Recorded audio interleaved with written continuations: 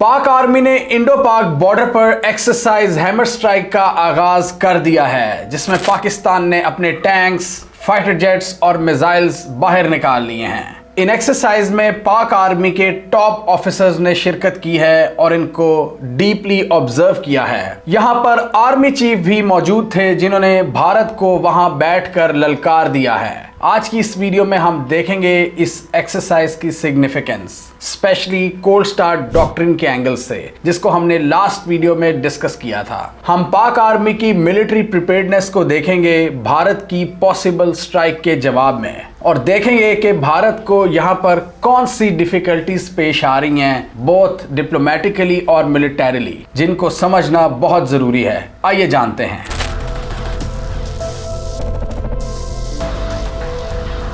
पाक आर्मी की hammer strike मशकें, इनका क्या मकसद है? इनका मकसद है मिलिट्री की कॉम्बैट रेडीनेस किसी भी चैलेंज के मुकाबले में। ये जंग में ट्रूप्स के दरमियान बैटलफील्ड सिनर्जी को बेहतर बनाती हैं। पाक आर्मी की डिफरेंट ब्रांचेस के दरमियान ऑपरेशनल इंटीग्रेशन को मजबूत करती हैं और मॉडर्न वेपन सिस्टम्स को टेस्ट करती हैं। यहाँ पर आर्मी चीफ ने भारत को डायरेक्ट वार्निंग दी है कि किसी भी किस्म का मिस एडवेंचर उसका मुंह तोड़ जवाब दिया जाएगा, डिसाइसिव और स्विफ्ट रिस्पॉन्स दिया जाएगा। और उन्होंने कहा कि इस हवाले से किसी किस्म का कोई शक नहीं होना चाहिए। उन्होंने कहा कि पाकिस्तान रीजनल पीस के लिए कमिटेड है, लेकिन नेशनल इंटरेस्ट को सेफगार्ड करने के लिए हमारी जो तैयारी है वो कंप्लीट और एब्सोल्यूट है।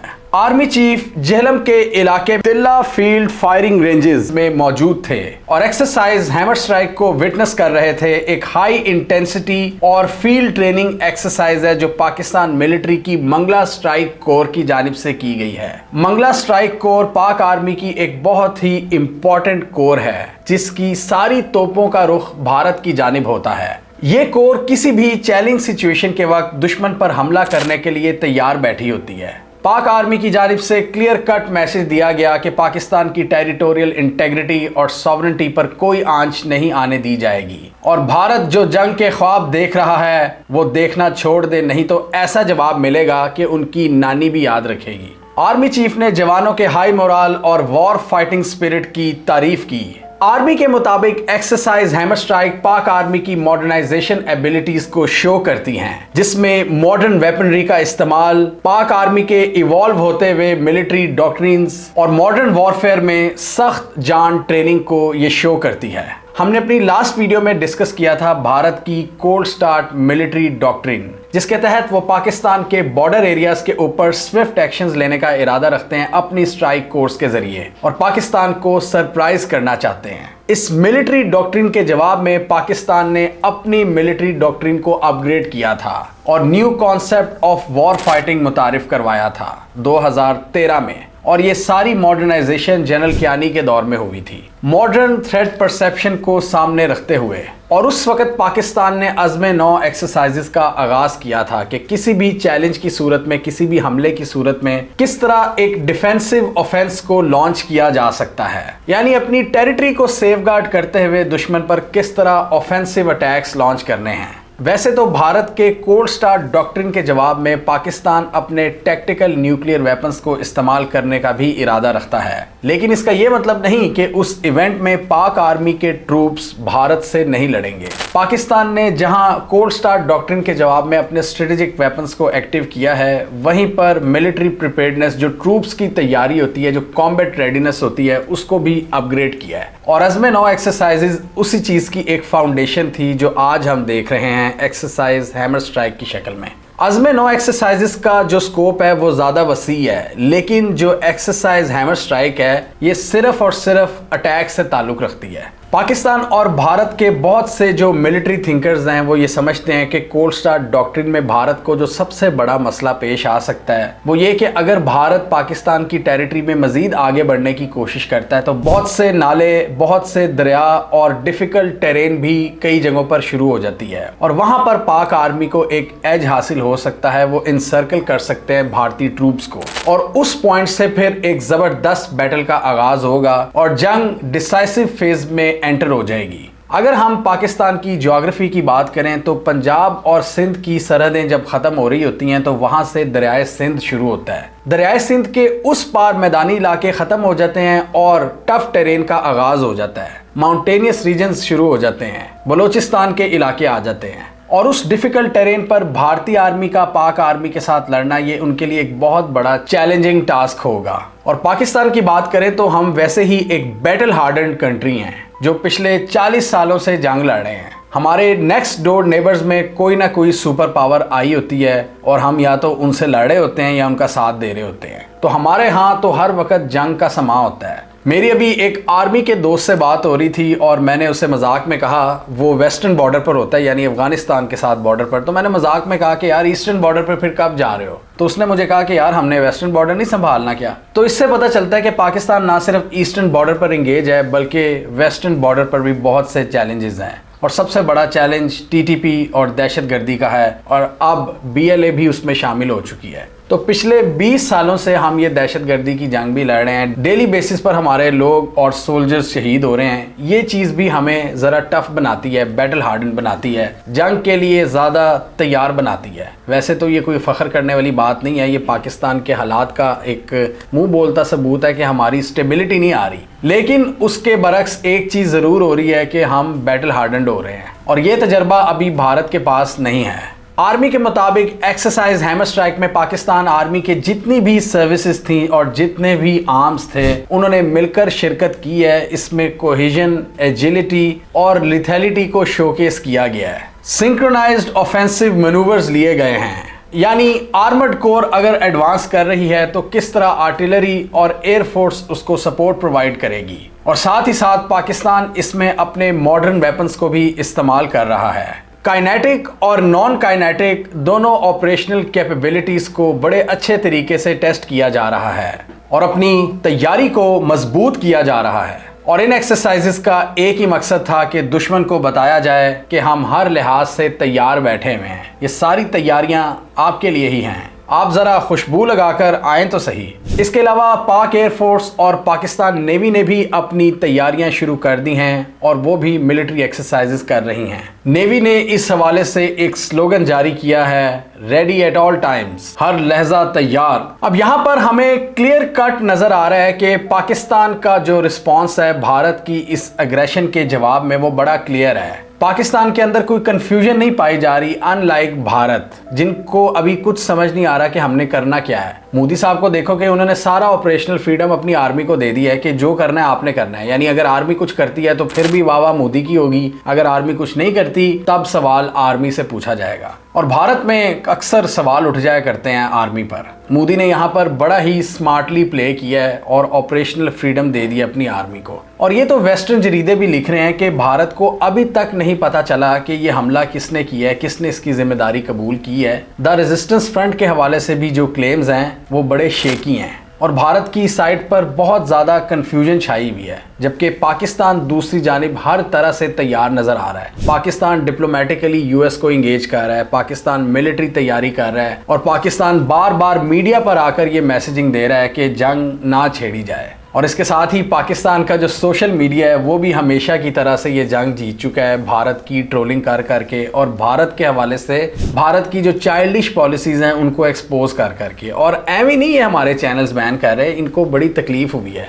इन्होंने 2019 में देखा था कि किस तरह इन्होंने हमारे पूरे प्रोपेगेंडा को उड़ा के रख दिया है, तो इस बार ये इतना डरे कि इन्होंने हमारे चैनल्स बैन कर दिए। मायरा खान, हानिया आमिर, जितनी हमारी सेलिब्रिटीज़ हैं कि भारत के लोग इनको देख ना सकें। मतलब एक पैरानोया क्रिएट कर रहे हैं पाकिस्तान के बारे में, पैरानॉइड हो चुके हैं ये मोदी सरकार। मतलब ये तरीका है इनका अग्रेशन दिखाने का कि हमारे चैनल्स को ये बैन कर रहे हैं। वाह। द इकोनॉमिस्ट की बात करें जो एक बड़ी ही मशहूर पब्लिकेशन है जिसके वेस्टर्न गवर्नमेंट्स के साथ बड़े स्ट्रॉन्ग रवाबित हैं, और इकोनॉमिस्ट में जब भी कोई चीज़ छपती है इसका यही मतलब समझा जाता है कि ये वेस्ट की तरफ से कोई मैसेजिंग हो रही है। इकोनॉमिस्ट ने भी लिख दिया है कि India must prove Pakistan complicity in the attack in Kashmir, यानी भारत को पाकिस्तान की इन्वॉल्वमेंट को साबित करना होगा, इसके बगैर काम नहीं चलेगा। इस वीडियो में हमने डिस्कस किया था द इकोनॉमिस्ट और न्यूयॉर्क टाइम्स के आर्टिकल्स। वो ये बता रहे थे कि भारत पूरी दुनिया में एक केस बनाने की कोशिश कर रहा है पाकिस्तान के खिलाफ मफरूज़ों की बुनियाद पर। पास्ट पैटर्न्स की बुनियाद पर के देखो जी, पाकिस्तान ने पास्ट में हमले किए थे तो इस बार भी पाकिस्तान ही मुलव्विस है। लेकिन वेस्टर्न गवर्नमेंट्स की जानिब से ये पैगाम दिया जा रहा है भारत को कि फजूल में कोई एस्केलेशन ना की जाए। पाकिस्तान एक न्यूक्लियर पावर्ड कंट्री है और यूएस के वाइस प्रेसिडेंट जेडी वेंस ने भी यही कहा है कि हम नहीं चाहते कि दो न्यूक्लियर पावर्ड हमसायों के दरमियान इस तरह के मामला हो। हम नहीं चाहते कि भारत इस जंग को किसी और लेवल पर ले जाए। और साथ ही उन्होंने पाकिस्तान के हवाले से भी कहा है कि हम ये चाहते हैं कि दोनों मुल्क इसकी मिलकर तहकीकात करें, जो कि पैरेलल यूनिवर्स में ही हो सकता है। इसके अलावा यूएस के जो सेक्रेटरी ऑफ स्टेट है मार्को रूबियो, उन्होंने भी दोनों ममालिक के फॉरेन मिनिस्टर से बातचीत की है और डी एस्केलेशन पर जोर दिया है। यानी जो पाकिस्तान का नैरेटिव है, जो कोशिशें पाकिस्तान कर रहा है, ये आलमी ताकतें वही कह रही हैं। चाहे चाइना हो, चाहे अमेरिका हो, चाहे रूस हो, चाहे अरब ममालिक हो, चाहे ईरान हो, जितनी भी ये पावर्स हैं जिनके इन दोनों ममालिक से ताल्लुकात हैं, वो मीडिएशन की बात कर रहे हैं, वो अमन की बात कर रहे हैं और वो डी एस्केलेशन की बात कर रहे हैं। लेकिन आप देख लें, मोदी सरकार को देख लें और इनके मीडिया को देख लें, वो क्या कर रहे हैं। वो एक जंग का माहौल बनाई जा रहे हैं। फेक न्यूज़ की इंतहा उन्होंने की हुई है और उनके जो मेन स्ट्रीम चैनल्स हैं वो बड़ी बड़ी बोंगियाँ मार रहे हैं। पाकिस्तान के चैनल्स को बंद कर दिया, वो कुछ 100-200 लोग हैं बेचारे, उन्होंने शादियां की हुई हैं, उनको निकाल रहे हैं, कपल्स को सेपरेट कर रहे हैं। वो सारे इकदाम जो ह्यूमैनिटी के अगेंस्ट हैं वो मोदी सरकार ले रही है, लेकिन पाकिस्तान पर हमला करने की जरूरत नहीं है इनकी। हर वो एक्शन करेंगे जो यूनिलैटरल होगा, जो बड़े कंफर्ट के साथ वो अपने कंट्री में बैठकर तो ले सकते हैं, जिस तरह आर्टिकल 370 और 35A को इन्होंने रिवोक किया था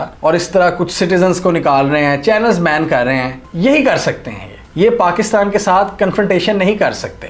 और इनको वो याद है 2019 में जब इन्होंने न्यू नॉर्मल सेट करने की कोशिश की थी सर्जिकल स्ट्राइक के जरिए, तो क्या हाल हुआ था इनका। अभिनंदन को किस तरह हमने कैप्चर किया था और पूरी दुनिया के सामने वापस किया था और इमरान खान की वाह हुई थी, पाकिस्तान की पाक आर्मी की वाह हुई थी कि देखो जी इन्होंने एक वॉर प्रिजनर पकड़ा है और इसको वापस कर दिया है। और इस वीडियो में हमने डिस्कस किया था आज से 6 साल पहले कि पूरा इंडियन मीडिया किस तरह इमरान खान के गुण गा रहा था, यानी किस तरह इन्होंने मामलात को एस्केलेट किया, लेकिन ख़त्म किस पर हुए कि जी पाकिस्तान का शुक्रिया अदा कर रहे थे। तो इन्हें पता है कि ये कोई पंगा नहीं ले सकते। अभी इन्होंने राफेल तैयारे तो निकाल ली हैं, लेकिन भारत बड़ा ही कॉशियस होकर इनको इस्तेमाल करेगा किसी भी डॉग फाइट सिचुएशन में, क्योंकि अगर तो पाकिस्तान एयरफोर्स ने राफेल को मार गिराया तो इनका कॉन्फिडेंस हमेशा के लिए शैटर हो जाएगा। तो ये बड़ा एहतियात से उसका इस्तेमाल करेंगे। एक चीज़ तो देखने वाली है कि 2019 के मुकाबले में भारत ने अपना मिलिट्री इक्विपमेंट कितना अपग्रेड किया है। ये जो न्यूयॉर्क टाइम्स और वेस्टर्न जरीदे लिखते रहते थे जी भारतीय आर्मी के असले को जंग लग गया है, पुराना हो गया है, उसका एक फ़ायदा तो हुआ है ये जो वेस्टर्न लॉबीज़ हैं, इन्होंने बड़ा ही असलहा बिकवाया है। इनकी चांदी लगी है। जो मैं कहता हूँ ना, मिलिट्री इंडस्ट्रियल कॉम्प्लेक्स के मज़े हो जाते हैं जब जंग होती है। तो इस दफ़ा भी यही होगा, भारत और पाकिस्तान दोनों को ज़्यादा से ज़्यादा असलहा बेचा जाएगा। एक तरफ ट्रम्प F-35 बेचने की बात कर रहे हैं, रशिया अपने फाइटर जेट्स भारत को बेच रहा है, मतलब एक लड़ाई लगी हुई है। और दूसरी तरफ अमेरिका F-16 के हवाले से भी पाकिस्तान को सप्लाईज जारी किए हुए हैं। यानी हर तरफ से असलहा साज कंपनीज को फ़ायदा हो रहा है। 2019 में भारत के पास एयरक्राफ्ट कैरियर भी नहीं था, वो भी अब आ चुका है INS विक्रांत की शक्ल में। न्यूक्लियर पावर्ड सबमरीन्स हासिल कर चुका है भारत MIRV टेक्नोलॉजी के तजर्बे कर चुका है, ICBMs को एक्सपैंड कर रहा है, पाकिस्तान के ICBMs पर पाबंदी लग रही है, भारत राफेल तैयारे खरीद रहा है। इसके अलावा रशिया का S-400 advance air defence system भी वो डिप्लॉय कर चुका है पठानकोट के ऊपर। ये वो सारी चीज़ें हैं जो 2019 में भारत के पास नहीं थीं। और कोल्ड स्टार्ट डॉक्ट्रिन को इस वीडियो में आप देखें और फिर कंपेयर करें कि भारत इस वक्त कितनी सुपीरियॉरिटी में है अगर असलहे की बात करें। बहुत से एक्सपर्ट ये भी कहते हैं कि भारत का जो S-400 है वो राफेल के साथ कंपैटिबल नहीं है, क्योंकि राफेल फ्रेंच मेड है और S-400 रशियन मेड है, दोनों दुश्मन हैं और दोनों की इंटीग्रेशन और सिंक्रोनाइजेशन नहीं है। दोनों साइड्स के एक्सपर्ट्स अपनी अपनी साइड की जो की टेक्निकल इंफॉर्मेशन है वो प्रोवाइड नहीं करते, जिसकी वजह से वो सिंक नहीं हो पा रहा। मतलब भारत ने एक चीज़ उधर से पकड़ी है, एक इधर से उधर से, तो उसको आप सिंक करने की कोशिश कर रहे हैं। और जंगी सिचुएशन में ये सिंक्रोनाइजेशन किस तरह काम करती है ये देखने वाली चीज़ होगी। लेकिन एक चीज़ क्लियर है कि जितना भारत को प्रोवोक किया गया, जितना भारत को ऑफर्स दी गई, भारत ज़्यादा से ज़्यादा असलहा खरीदता रहा और अब F-35 बेचने की बातें हो रही हैं। मतलब इनकी चांदी लग जाती है मिलिट्री इंडस्ट्रियल कॉम्प्लेक्स वालों की। भारत का वहां जहाज गिरा तो पूरी दुनिया का मीडिया चीखना शुरू हो गया कि जी भारत को एडवांस फाइटर जेट्स चाहिए। आज भारत राफेल तैयारे उड़ा रहा है। आज भारत के पास S-400 डिप्लॉय है पाक इंडिया बॉर्डर पर, जो कि पाकिस्तान के मिसाइल सिस्टम को चैलेंज करता है, जो कि पाकिस्तान को नए मनूवर्स लेने पर मजबूर करता है। लेकिन एक चीज क्लियर है इस पूरी सिचुएशन में कि पाकिस्तानीज बड़े चेल हैं। हम मीम्स बना रहे हैं, हम इसके मजाक बना रहे हैं और भारतीय उस पर भी ऑफेंड हो रहे हैं।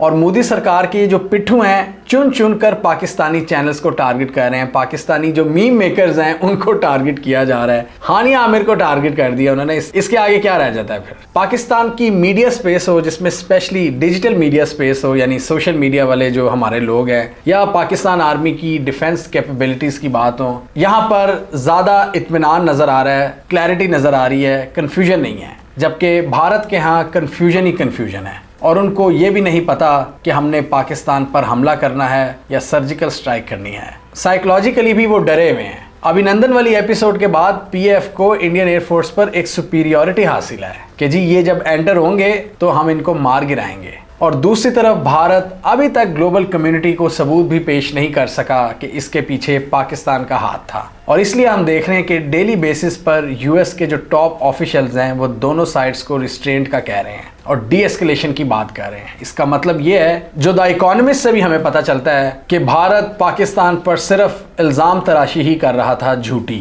और इस वीडियो में हमने जो देखा था कि भारत एक केस बनाने की कोशिश कर रहा था, वो केस उनका अभी तक नहीं बन पाया। भारत की डिप्लोमेटिक एफर्ट्स कामयाब नहीं हो रही, जिसकी वजह से उनके डिफेंस हलकों में भी एक कंफ्यूजन है। अमेरिका की जानिब से एक क्लियर कट पैगाम आ गया कि हम दो न्यूक्लियर पावर्ड हमसायों के दरमियान लड़ाई नहीं चाहते, क्योंकि ये जंग बहुत खतरनाक साबित होगी, ना सिर्फ रीजन के लिए बल्कि पूरी दुनिया के लिए। तो ये कोई मजाक नहीं है कि आप अदम सबूत की बिना पर किसी पर ऐवी चढ़ाई कर दो और एक छोटी सी झड़प किसी बड़ी जंग को इग्नाइट कर दे। ये इररिस्पॉन्सिबल बिहेवियर है मोदी गवर्नमेंट का, जो कि इस पूरी दुनिया के अमन के लिए एक बहुत बड़ा खतरा बन चुके हैं। पाकिस्तान इंडिया से आए हुए एक जर्नलिस्ट को इतनी ज्यादा इज्जत देता है, लेकिन भारतीय हुकूमत को वो इज्जत रास नहीं आ रही और वो धड़ाधड़ हमारे यूट्यूबर्स और इन्फ्लुएंसर्स को बैन कर रहे हैं। इससे पता चलता है कि ये पाकिस्तान के हवाले से ऑब्सेस्ड हो चुके हैं, या तो ऑब्सेस्ड हो चुके हैं या अपनी आवाम को कुछ दिखाना चाहते हैं कि देखो जी हमने पाकिस्तान के खिलाफ कितना स्ट्रॉन्ग एक्शन ले लिया है। हमें कमेंट सेक्शन में बताइए आपके ख्याल में इस सारी सिचुएशन को देखते हुए क्या भारत पाकिस्तान के खिलाफ कोई फिजिकल एक्शन भी ले सकता है? कोई छोटी मोटी स्ट्राइक वगैरह हो सकती है पाकिस्तान के अंदर? क्योंकि इससे ज़्यादा तो वो कुछ नहीं कर सकते और जवाबन पाकिस्तान भी करेगा डेफिनेटली। तो वो स्ट्राइक होती भी आपको नज़र आ रही है या कोई छोटा ऑपरेशन LOC के ऊपर कोई छोटी मोटी झड़प? अभी तो गोलियां चल रही हैं, लेकिन इससे बढ़कर कुछ हो सकता है, या आपके ख्याल में भारत ज़्यादा से ज़्यादा हमारे यूट्यूब चैनल ही बंद कर सकता है? आप क्या समझते हैं? कमेंट कीजिए। इसके अलावा हमारा यूट्यूब चैनल सब्सक्राइब कर लो, साथ ही वो बेल आइकॉन भी दबा लें ताकि वो स्टोरीज दुनिया भर से और पाकिस्तान से जिनकी मेन स्ट्रीम मीडिया पर प्रॉपर कवरेज नहीं होती, हमारे प्लेटफॉर्म के थ्रू आप तक टाइम पर पहुंच जाए।